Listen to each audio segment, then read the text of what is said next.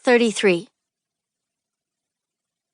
I shook that day off, had Patrick over to the apartment for Chinese takeout with Angie, and what's with the red box thing on the West Coast, and did my best to relax.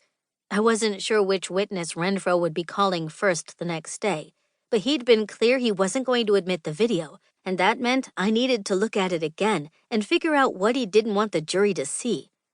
I watched that thing 11 more times and couldn't identify a single frame, if digital video had frames, that would prove Robert Reeves innocent.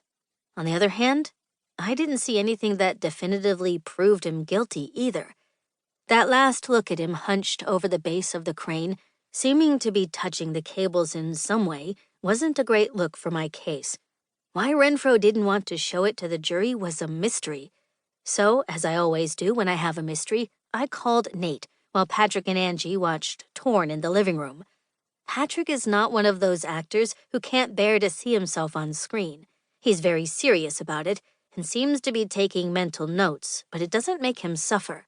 "You've got to tell me who gave you that video," I told Nate when he answered his phone. "Why?" "Why? You don't think it's relevant to the case?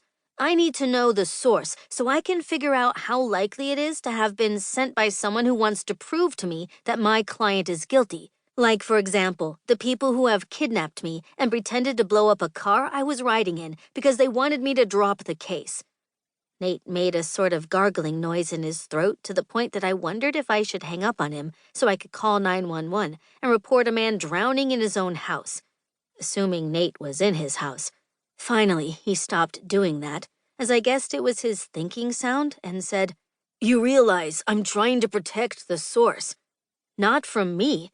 You don't protect the source of valuable information from the client who's paying you," I pointed out. There was no gargling this time, but a low hum. I began to fear that Nate had become a white noise machine, or dropped his phone next to one. "Let me call the source and ask permission," he said. "I'll call you right back." "And then you'll tell me either way, right?" But Nate had already hung up. I hadn't gotten all the way through the video again when he called back.